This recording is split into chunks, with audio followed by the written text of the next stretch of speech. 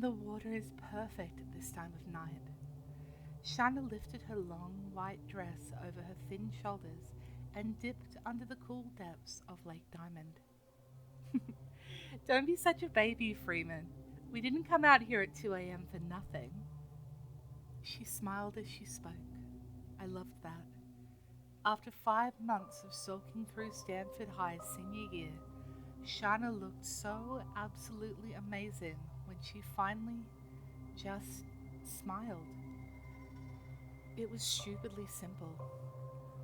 Not too hot, not too warm. The Goldilocks zone. She tilted her tendrils of water-logged black hair to the side, attempting to shake some of the fresh lake out of her ears as she floated effortlessly through the waves. Do you know the reference? I did. They say something lives at the bottom of this lake. Have you heard that story? I did. She lowered her shy green eyes with a sly grin as she spit some water at me. It's real deep here. Most people don't even know how deep. I peeled off my shirt and stepped over the missing planks of the old wooden dock. Did you know that? She asked. I did. Well, Mr. Freeman, it does appear you know everything, Shana replied with a shocked shout. I do, I replied, right before jumping in like a cannonball, shamelessly spraying some of the water into her eyes. I reached out to grab her, but she played like she was putting up a fight. I kissed her neck softly. It tasted like perfume and sweat. Are you scared to be in here tonight, Mikey? She asked, while staring straight ahead. As if in response to the words, a weak wind started to pick up in the willow trees surrounding the coast. The branches swung back and forth lazily as a storm started to pass through. Tiny droplets of rain and discarded leaves dotted the lazily drifting waves as we struggled to stay above the surface. A little, I admitted. My mum used to say I get seasick. You can't get seasick on a lake, Michael, Shana said, in a daze as she stared at something off beyond the shore. Did you know people have died here? I didn't. It never appeared in the papers. So you don't know everything. Her tone turned cold and lonely. My great-grandfather did. In 1875, he was swimming here, in the middle of the night, the same as he had done a million times before. Same as we're doing now. She paused. This shitty dock is ours, after all.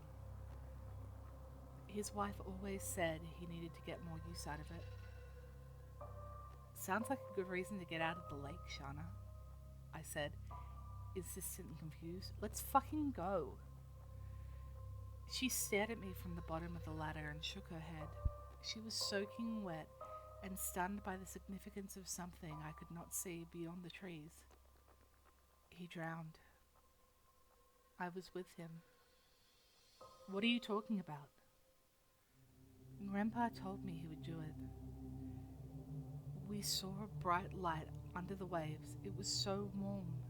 It was beautiful and comforting and perfect all at the same time, but so strange.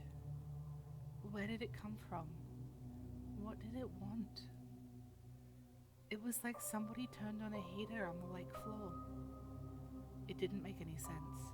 Nothing she said was making sense anymore. I was just an innocent 17-year-old kid hoping to school with the hottest girl in school. I wanted to touch it, the light. Grandpa said he would swim to the bottom and get it for me. He held his breath real big and went to look like this. Shauna disappeared. What the This is not funny, I screamed to the empty night. I looked around. No one was nearby. I reached underwater and caught a flailing foot. She surfaced with entangled limbs and hopeful screams. Can you see it? She slapped me in the face as I tried to pull her away from the waves. Look! I did. A bright luminescence lit up beneath the surface. It was absurd, and exactly as she described. The light encompassed every inch of the storm-fused lake. I leapt onto the deck and grabbed Shanna by the arm. As I started to pull her towards me, she pulled back with a surprising force. I landed back in the water with a belly flop. She wrapped her thin arms around my shoulder. Grandpa never came back. I hope you do. Shanna kissed me, the same as she'd done 1,000 times, but something was different. Her lips were dry and cracked. A warm and sticky liquid flooded over her teeth and into my mouth. I opened my mouth and spit out the liquid. It was blood, redder than her underwear. Then she dunked my head without any explanation. The light was pulsing at this point. I could have seen it through closed eyes. I screamed, but water filled my lungs. After, it felt like there was no fight left in me. Something relented and I broke the surface. But the face in front of mine was not one I recognized. She still wore the same bikini top. It was crimson red, with little hearts around the corners, but the skin behind it was old and grey. Layers of it raised up to form complicated wrinkles on her chest and arms. Her teeth were decayed and their lustrous black hair was falling out by the root. I looked into her eyes. They were still the same color green. I need the light, Mike. Go get me the fucking light. Her voice was different. It was tired, old and angry. A neighbor must have heard the commotion. He opened his door from a few 100 feet away and called out to the dark. Are you kids all right? It's too late for swimming. No, I shouted back. Please help me. When I turned to face Shanna, she was gone. The lake was dark again.